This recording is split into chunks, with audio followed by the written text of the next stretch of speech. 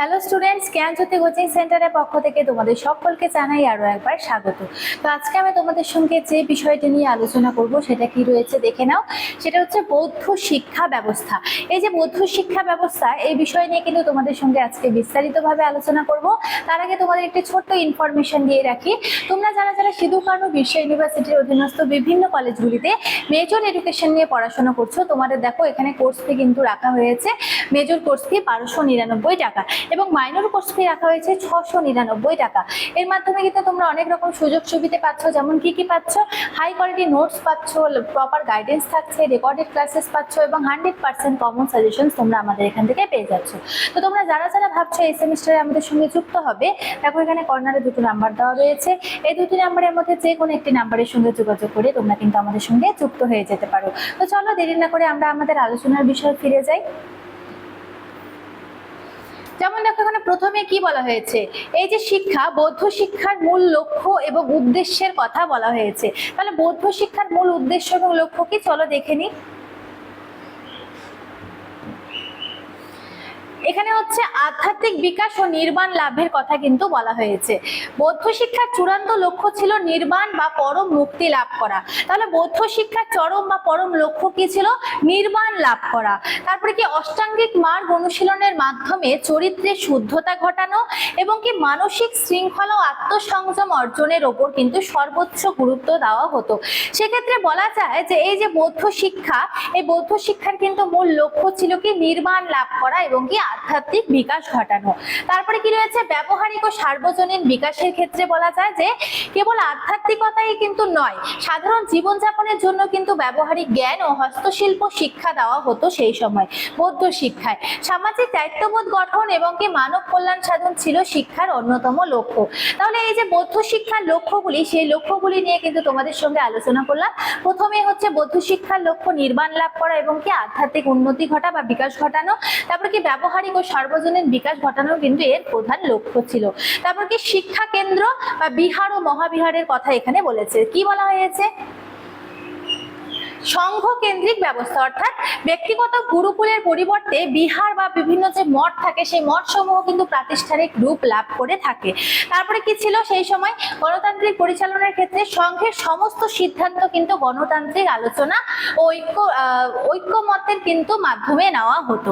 তারপরে কি রয়েছে এখানে?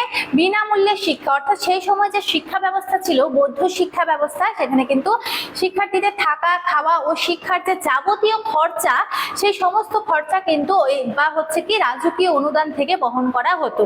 তাহলে কি সেই সময় কিন্তু বিনামূল্যে শিক্ষা দেওয়া হতো শিক্ষার্থীদের, ঠিক আছে? বিভিন্ন মঠে বা হচ্ছে কি বিভিন্ন বিহারগুলিতে কিন্তু শিক্ষার্থীরা কিন্তু পড়াশোনা করতে আসতো। তারপরে কি আন্তর্জাতিক কেন্দ্র, অর্থাৎ ভারতের সীমানা ছাড়িয়ে চীন, তিব্বত এবং কি শ্রীলঙ্কা থেকেও কিন্তু শিক্ষার্থীরা সেখানে আসতেন।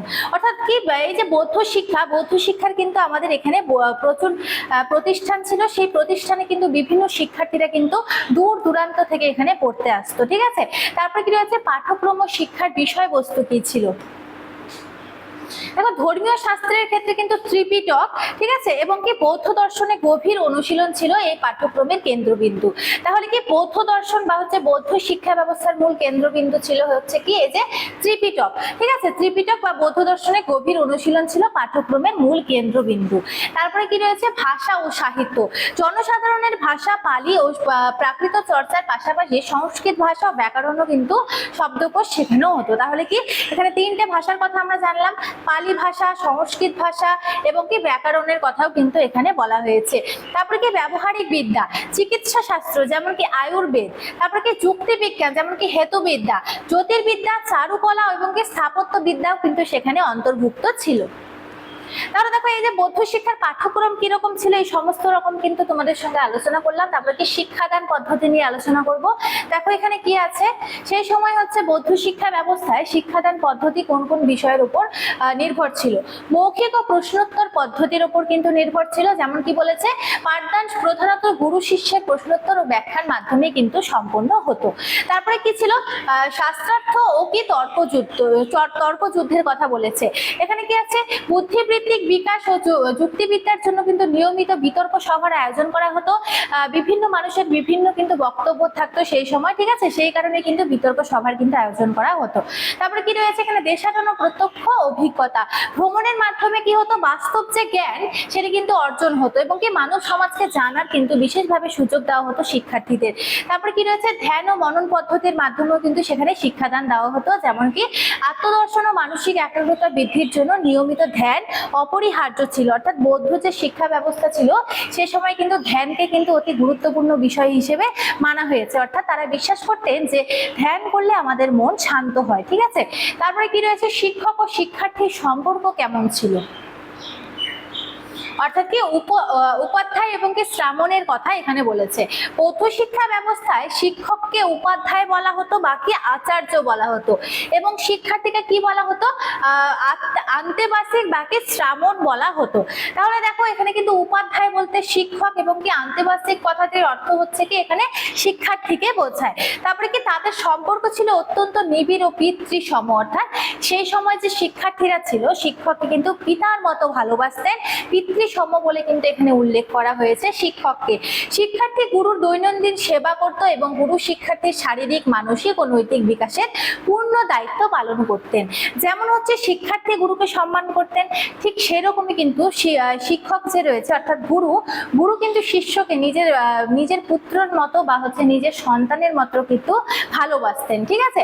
তারপরে কি পারস্পরিক শ্রদ্ধা ও শৃঙ্খলাই ছিল এই সম্পর্কের মূল ভিত্তি। তাহলে দেখো এই যে বৌদ্ধ শিক্ষা ব্যবস্থা এই সময় কিন্তু গুরু শিষ্যের যে একটি সম্পর্ক ছিল সেটা কিন্তু অত্যন্ত আন্তরিক ছিল। শিষ্য যেমন গুরুকে অনেক সম্মান করত, ঠিক সেই রকমই গুরু কিন্তু অনেকটা স্নেহ করত কাকে শিক্ষার্থীকে বাকি শিষ্যকে। তারপরে কি রয়েছে সর্বজনীনতা ও সাম্যভাব, এখানে কি বলা হয়েছে গণতান্ত্রিক শিক্ষার বৈপ্লবিক ধারার কথা বলা হয়েছে। কি বলেছে এখানে ব্রাহ্মণ্য শিক্ষা ব্যবস্থার বর্ণ প্রথার কিন্তু কঠোরতা ভেঙে বৌদ্ধ ধর্মে জাতি বর্ণ ও সামাজিক অবস্থান নির্বিশেষে সকলের জন্য শিক্ষার সুযোগ উন্মুক্ত করা হয়। তাহলে দেখো ব্রাহ্মণ্য শিক্ষা ব্যবস্থা যে ছিল সেখানে কিন্তু অনেক রকম কুসংস্কার ছিল, তারা কিন্তু বর্ণের উপর কিন্তু বিভিন্ন ভেদাভেদ করতেন, ঠিক আছে। তাহলে এই যে ভেদাভেদ ভেঙে কি বুদ্ধদেব কি করেছিলেন এই যে বৌদ্ধ শিক্ষা ব্যবস্থা কিন্তু চালু করেছিলেন, যা কি সকল ধর্ম সকল নীতি বিভিন্ন ব্যক্তিকে কিন্তু কি বলেছে এখানে সামাজিক অবস্থান নির্বিশেষে কিন্তু সকলের জন্য শিক্ষার সুযোগ উন্মুক্ত করে দিয়েছিলেন। পরবর্তীকালে কিন্তু নারী শিক্ষার জন্য কিন্তু ভিক্ষুণী সংঘ প্রতিষ্ঠিত হয় বৌদ্ধ শিক্ষা প্রতিষ্ঠানে, যা কি প্রাচীন ভারতে নারী শিক্ষার প্রসারে এক ঐতিহাসিক ভূমিকা পালন করে। তাহলে দেখো এই যে বৌদ্ধ শিক্ষা ব্যবস্থা এখানে কিন্তু বিভিন্ন ক্ষেত্র রয়েছে, যেমন কি এখানে ব্রাহ্মণ্য যে শিক্ষা ব্যবস্থা যে কঠোর যে অনুশাসন ছিল সেটাকে ভেঙে কিন্তু বৌদ্ধ শিক্ষা কিন্তু গড়ে উঠেছিল এবং সকলের জন্য গড়ে উঠেছিল। এবং লাস্ট যে বিষয়টি রয়েছে সেটা হচ্ছে প্রাচীন বিখ্যাত মহাবিহারগুলি, অর্থাৎ সেই সময় যে বিভিন্ন বিহারগুলি যে তৈরি হয়েছিল সেই বিহারগুলির নাম কি রয়েছে চলো দেখে নিই। দেখো এখানে হচ্ছে নালন্দা মহাবিহার, অর্থাৎ কি নালন্দা বিশ্ববিদ্যালয় যে ছিল সেটা কিন্তু অনেকটা জনপ্রিয় ছিল, যেখানে কি দূর দূরান্ত থেকে কিন্তু শিক্ষার্থীরা পড়তে আসতো।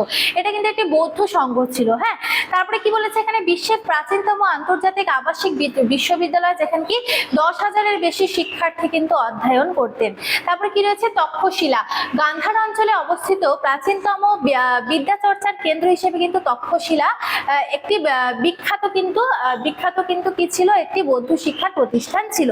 তারপরে কি রয়েছে এখানে বিক্রমশিলা ও ওদন্তপুরী, পাল রাজাদের পৃষ্ঠপোষকতায় তিব্বতীয় এশীয় শিক্ষার্থীদের জন্য অন্যতম প্রধান কেন্দ্র ছিল কি বিক্রমশিলা।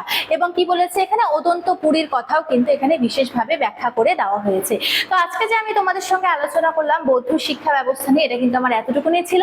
দেখা হচ্ছে তোমাদের সঙ্গে পরবর্তী ভিডিওতে। তখন তোমরা সকলেই ভালো থাকো, সুস্থ থাকো। Thank you.